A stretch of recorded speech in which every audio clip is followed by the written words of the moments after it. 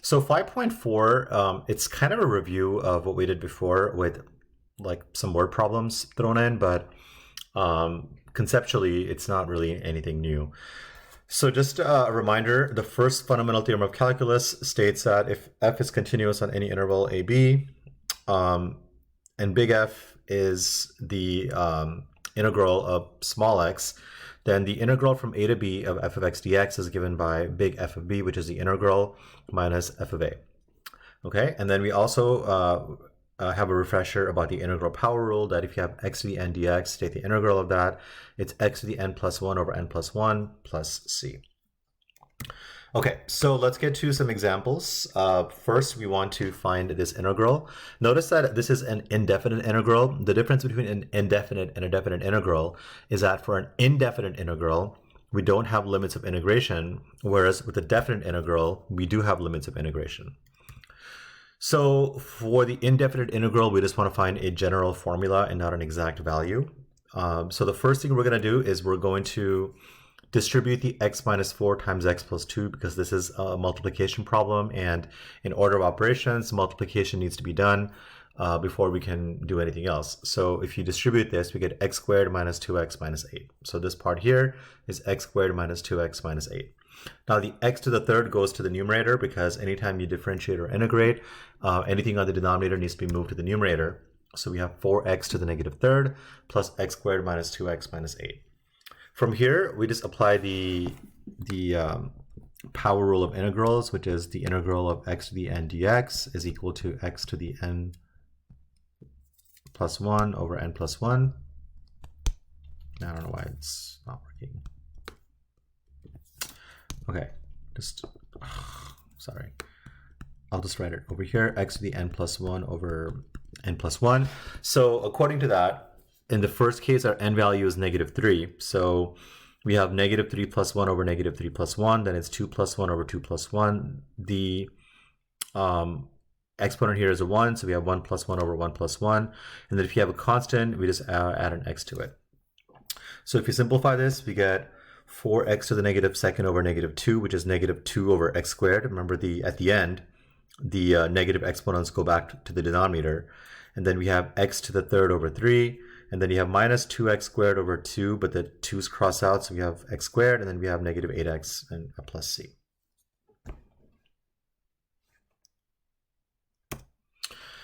All right, next, the marginal cost of producing x thousand computer chips, C of x, is given by the following. Now remember, this is the marginal cost, and we want to have an interpretation of the integral of the marginal cost. So I wanted to remind you guys of one quick thing. Okay, so the marginal cost is so recall that marginal cost is a cost of producing the next unit. Now, how do we get marginal cost? So if C of x is the actual cost, then C prime of x is equal to the marginal cost. Okay, and then we've learned this previously. So marginal cost is the derivative of the actual cost. Now, how does that help us? Well, remember that if you take the integral of a derivative, then it's going to give you C of x. So the integral of marginal cost is going to equal to the cost function. So if we're taking the integral of the marginal cost, and it's equal to 29,882.67, then the integral of marginal cost, we're going one level above, is going to be the actual cost. So the cost of increasing production from 8,000 to 21,000 chips is 29,882.67. So this means the actual cost of increasing production is going to be 29,882.67.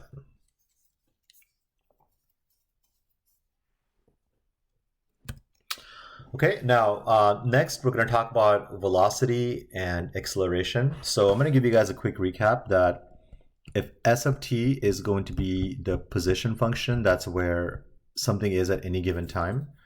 And I don't know, like there's something wrong with this. I don't know, maybe I dropped it. But if s of t is equal to the position function, then the first derivative of that is equal to velocity, which is the speed. And the second derivative of position, which is the same thing as the first derivative of the velocity function, is equal to acceleration, which is like, are you slowing down or are you speeding up? So these are the three levels. This is like level 1, this is level 2, this is level 3.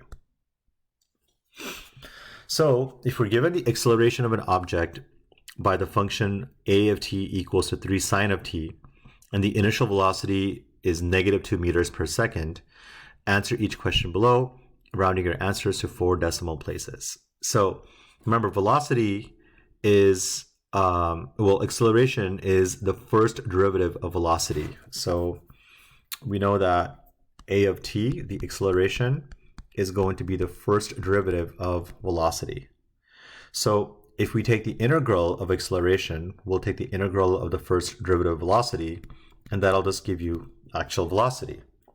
So anytime we take the integral, we go up one level. So we go from acceleration to velocity when we take the integral.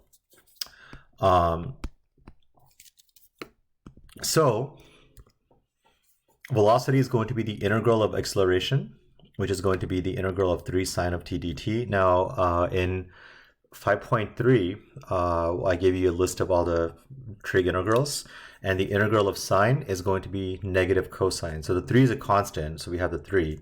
The integral of sine is going to be negative cosine, so we have negative cosine of t plus c. And remember, we always have the constant of integration. But what we know is that the initial velocity is negative 2 meters per second, so that means that the c value is going to be, we can find that by plugging in this point 0, negative 2. So v of t, the initial, so the velocity is negative 2, and that happens when the x value is 0. So I plug in x, well in this case t equals to 0, and then so the input is 0 and the output is negative 2. Cosine of 0 is equal to just 1, so we have negative 2 equals to negative 3 plus c, which means c is equal to 1. So this is going to be the equation for velocity. And then part B says find the object's displacement from the time 0 to 3 seconds. So displacement, it means like how much has it moved? And for that, we need position. So position, we're going up one level from velocity to position. So the position function is going to be the integral of velocity. So we have the integral of negative 3 cos t plus 1 dt. Now, the negative 3 is a constant, and the integral of cosine is sine, so we have negative 3 sine t. For 1, we just add a t to it, so that'll be t, and then we have a plus c. And again, we need this from 0 to 3 seconds. So the initial position of this object is going to be 0, because in any position, when you're starting off your time, you're at position 0, so c is going to be 0. So this is going to be our position function. And then from there, we want to know the displacement from 0 to 3. So we have s of 3 minus s of 0, which will be 2.5766 minus 0, or just 2.5766. And you can put these into Desmos. So you go to desmos.com, plug in this function. But remember that in Desmos, you can't have t's, you just have to have x's. You would say like s of x equals to negative 3 sine x plus x. And then you would say s of 3 minus s of 0, and we get our answer. So basically, what we're looking for is we're looking for the integral from 0 to 3.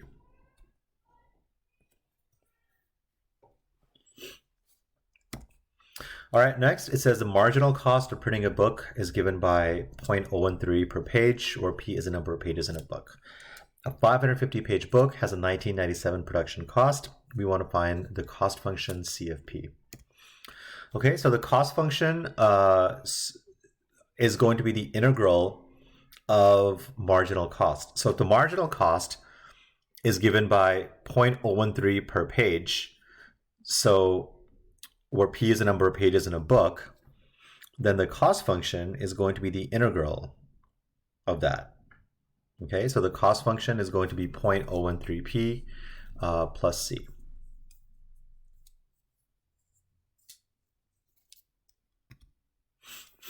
Okay, so from there, we plug in our point. So it says a 550-page book has a 1997 production cost. So we're going to plug in the Y value of 1997, plug in the P value of 550, and from there, we're going to get C is equal to 12.82. So the cost function is going to be 0.013P plus 12.82.